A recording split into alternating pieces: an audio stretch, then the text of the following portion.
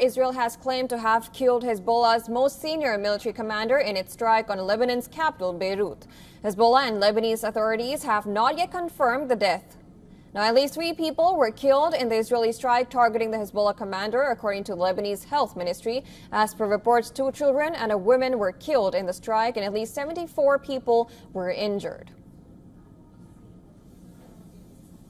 The Israel Defense Forces have said that the attack killed Fouad Shukr, the most senior Hezbollah military commander, but his condition is unclear. Media reports have quoted Lebanese government officials and Hezbollah sources saying that Shukr survived the attack. IDF says he was the right-hand man to Hassan Nasrallah.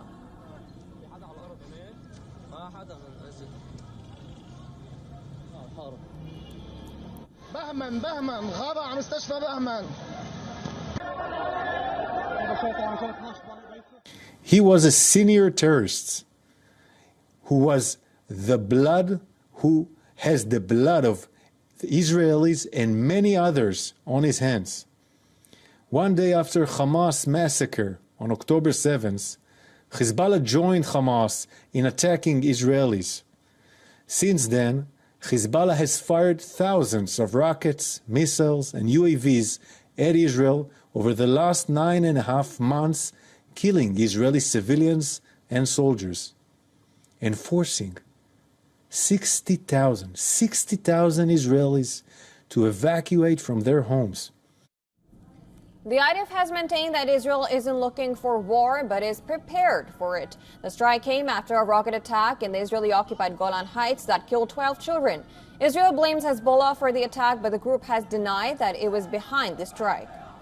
The United States has backed Israel's retaliation. Washington has asserted that its commitment to Israel's security is ironclad and unwavering against all Iran-backed threats, including Hezbollah. Vice President Kamala Harris has also said that she unequivocally supports Israel's right to defend itself.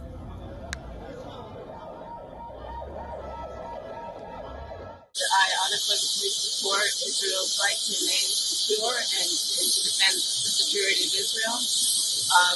What we know in particular is yes, it has the right to defend itself against a terrorist organization, which is exactly what Hezbollah is. But all of that being said, we still must work on a diplomatic solution to end these attacks, and we will continue to do that work. Thank you.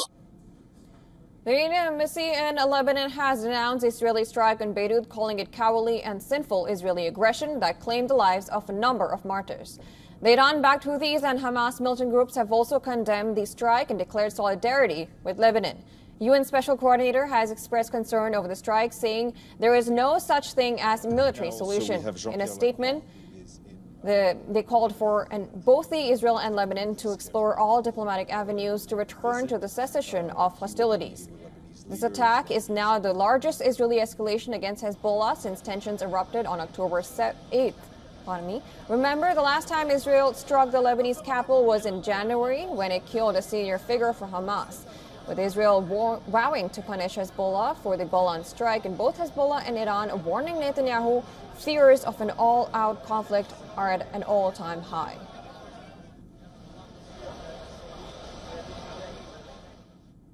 And for more on this, our correspondent Jody Cohen has sent us this report. Listen in. So we're hearing the sound of planes going over ahead. This is following the explosion in the Hezbollah stronghold in Beirut, where the target was senior Hezbollah commander Fouad Shukr. Now, the IDF has confirmed the strike and said that the commander was a senior advisor to Hezbollah head Hassan Nasrallah, that he sat on the Jihad Council, Hezbollah's top military body, and was behind the attack at Majd al-Shams, which, remember, killed 12 children and injured dozens more children who were playing or watching soccer. Now, Hezbollah has claimed that Shukr survived the attack, although Saudi news is reporting that he was struck.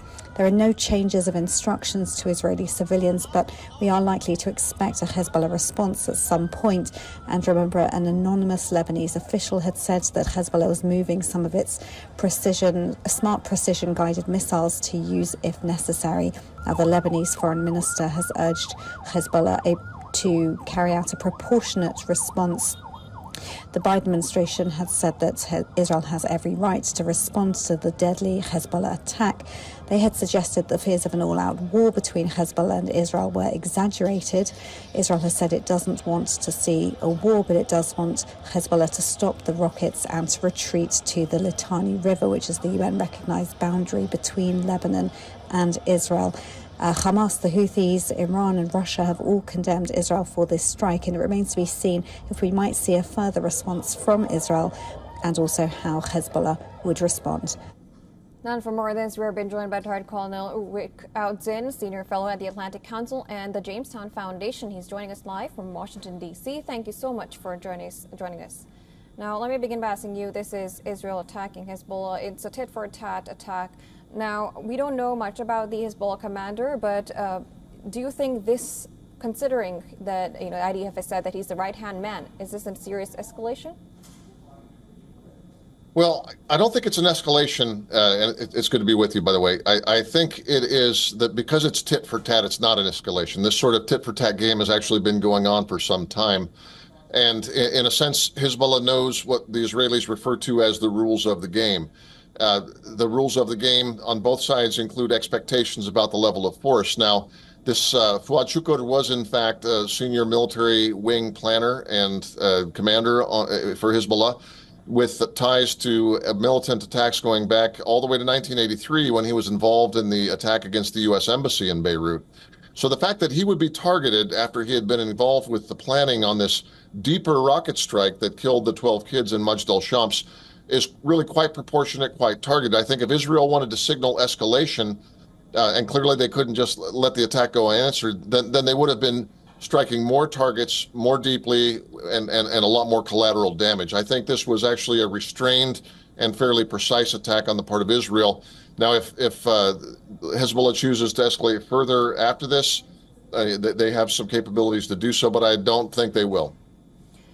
Now that you mentioned that, Netanyahu has clearly said that he's in for an all-out war if it goes. Now, of course, Hezbollah has said that if a ceasefire takes place, we won't take it further. How does the ceasefire deal now stand that U.S. has been trying to get that deal done?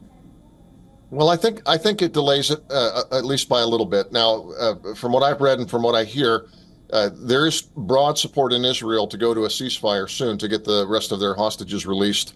I think that extends even to Likud and the conservative elements within Netanyahu's coalition. But I think that Netanyahu himself is not quite ready to go there. So there's still this issue of his political prospects and whether he's met his war aims. But I think we're getting close to the resolution of that. Certainly the U.S. is pressed for that and thinks that it's time for a ceasefire.